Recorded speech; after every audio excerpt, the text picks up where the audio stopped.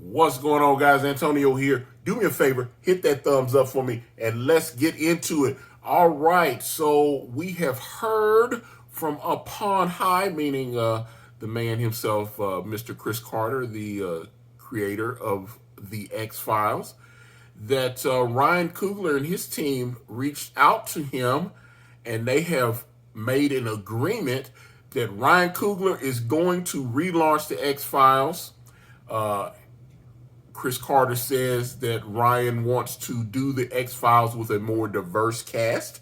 And like I said, I know some people are like, uh-oh, it's about to be woke and all this kind of thing. And that's not what when I see black creators try something different, depending on their body of work, I'm either interested or disinterested. Jordan Peele. I definitely, when I see his name attached to something, it makes me want, like Get Out and Us, and I'm interested in seeing films and television shows that he worked on. He did that Twilight Zone show a couple years ago, and it only had two seasons. It was okay. I'm a big fan of the original Twilight Zone, but like I said, Jordan Peele's one of them. Ryan Coogler, I honestly think he kind of reminds me of Ben Affleck, where Ryan has this he has a skill set behind the camera. I know Ben Affleck wanted to be like this huge movie star, and when he won his original Oscar for Good Will Hunting with Matt Damon, now that was he won that Oscar for writing, but his thing was like, okay, now I'm gonna be a big movie star, and he tried to do all these different movies, and I found he was better at like more character driven things, and more supporting roles. But when he gets behind the camera, like films like The Town, he worked what was it, Gone Baby Gone with his little brother Casey. That film got nominated for Oscars and stuff like that. And so I think, and then obviously Ben won. He directed and executive produced Argo, and he starred in it. But he ended up winning, that film ended up winning Best Picture and stuff. That he had a big hand in the screenplay when he worked on The Town. Jeremy Renner got nominated for an Oscar. I mean, if you watch The Town, Ben Affleck is he's in his wheelhouse right there. He's the dialogue and the shot selection, the way it was edited, everything. It just seemed like it was written. And I think Ryan Coogler has that same kind of skill set. You look at his body of work, Fruitvale Station. Michael B. Jordan gets nominated for an Oscar. He gets nominated for Best Original Screenplay. All this kind of thing. Goes on to do Black Panther. That was a big hit movie. Got nominated and won a few Oscars. I know Best Costume Design, and there was another one that it won. I can't remember, but I know it won like 2 Oscars.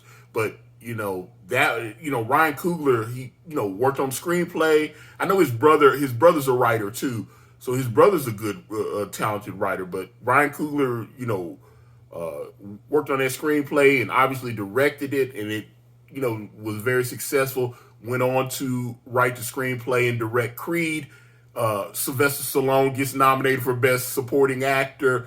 I know he won the Golden Globe, but it would have been all right with me if he had won the Oscar that year. But he produced Judas and the Black Messiah, obviously another Academy Award winner. Black Panther: Wakanda Forever, another Academy Award winner for same for Best Costume. But I mean, it got multiple nominations and stuff. And I mean, Ryan Coogler he seems to have a great ear for dialogue.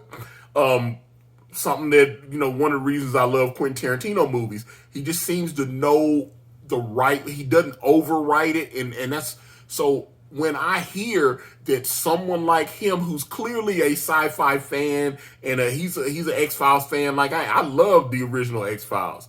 When they brought it back, 2016, the first season was okay, and second season, I was like, okay.